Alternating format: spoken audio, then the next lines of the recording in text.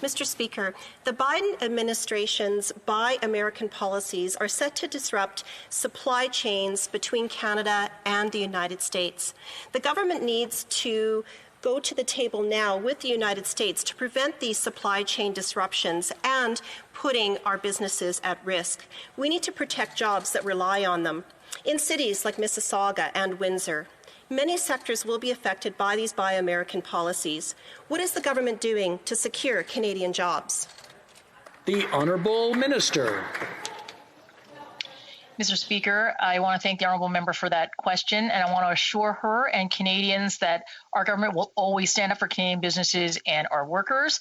Canada and the United States have agreed to consult closely, also to avoid any measures that could constrain bilateral trade and economic growth between our two countries.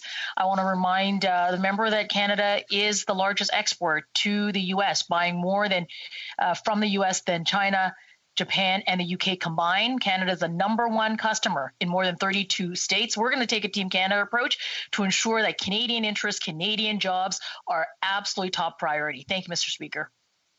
For Kelowna Lake Country.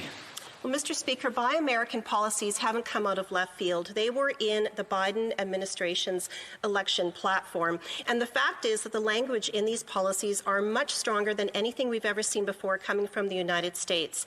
Manufacturers have already warned that this could result in them having to move south and take their business there. There are jobs at risk. Canadian jobs will be affected by these Buy American policies. What's the plan? The Honourable Minister.